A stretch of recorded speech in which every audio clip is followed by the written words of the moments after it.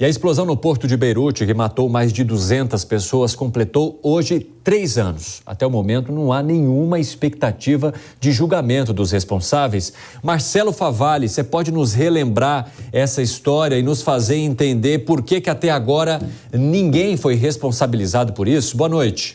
Boa noite, Evandro Cini. Calorosa boa noite também a quem nos ouve, quem nos assiste. De novo, transformei aqui numa linguagem gráfica tudo isso que o Evandro me perguntou para que a gente relembre este caso, que é um marco muito ruim na história do Líbano e que abalou toda uma região.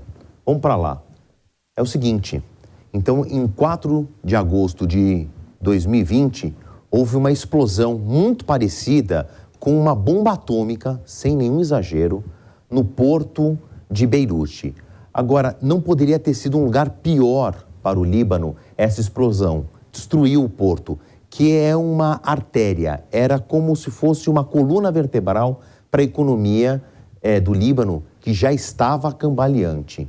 Este aqui, esta mancha vermelha, é o raio de atuação da explosão. Por isso que eu a comparei com uma explosão atômica. Olha os números.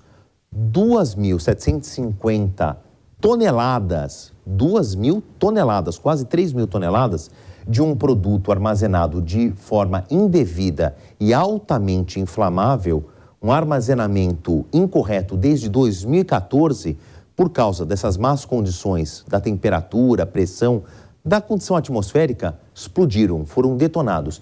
Era um produto altamente inflamável que servia para vários produtos, entre eles fertilizantes.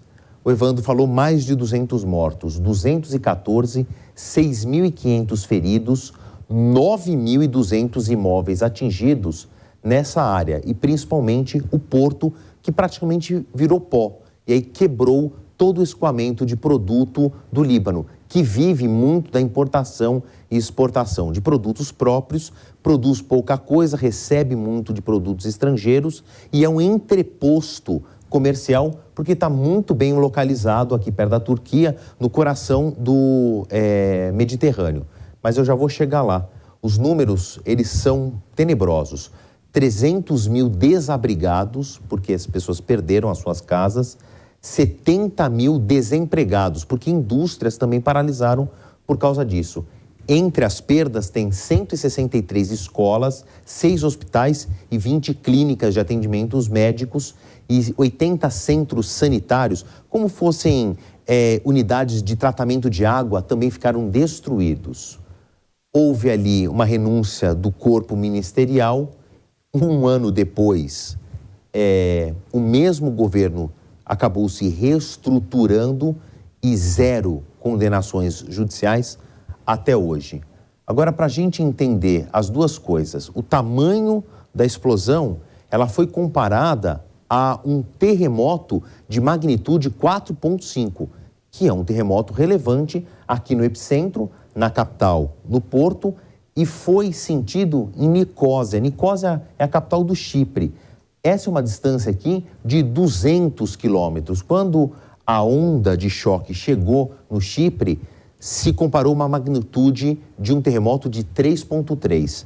Todo mundo entendeu, né, o que foi essa explosão. E aqui também eu fui buscar o que sobrou do porto do Líbano.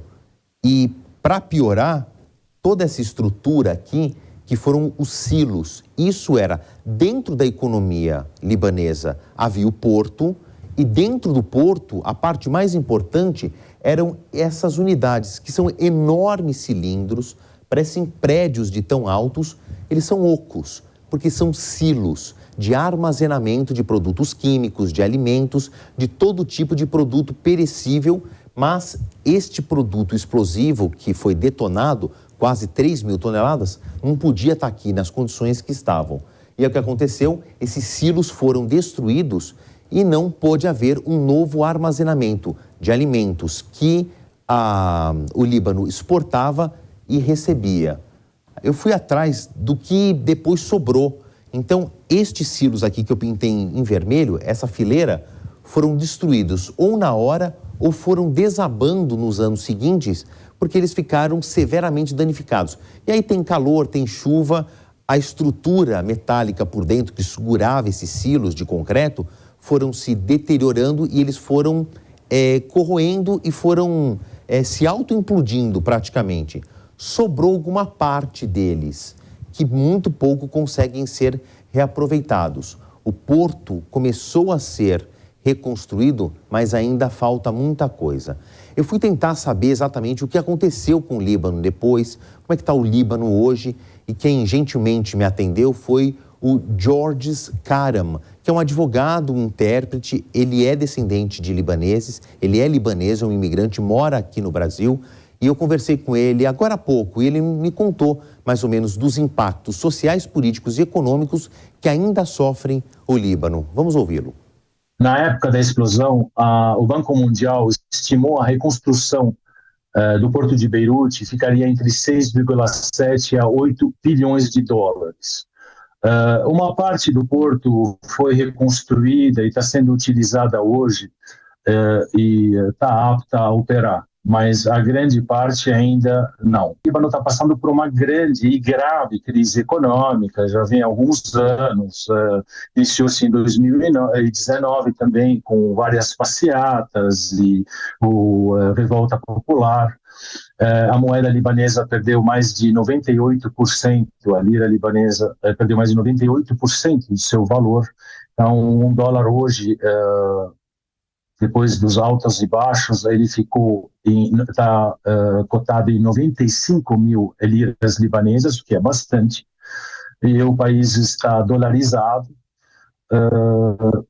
Para resolver isso, a comunidade internacional, há alguns anos, vinha com algumas condições exigidas do governo libanês que não foram cumpridas, e são umas reformas internas que o governo tem que fazer, como a privatização das estatais, enxugar a máquina pública, combater a corrupção e uma série de outras reformas que a comunidade internacional exigiu para ela poder estender a mão e para poder reativar as pontes que o Líbano tinha com a comunidade internacional, porque hoje o Líbano se encontra isolado. Bom, eu também fiz um levantamento do que é o PIB do Líbano, taxa de desemprego, taxa de juros, o que sobrou de uma economia que já estava cambaleante, repito, e foi praticamente a ruína. Mas daqui a pouco eu volto com mais explicações para não entregar tudo agora, viu, Evandro Cini? A gente gosta de um mistério, viu, Marcelo Favalli? Obrigado por enquanto. Até já. Até já.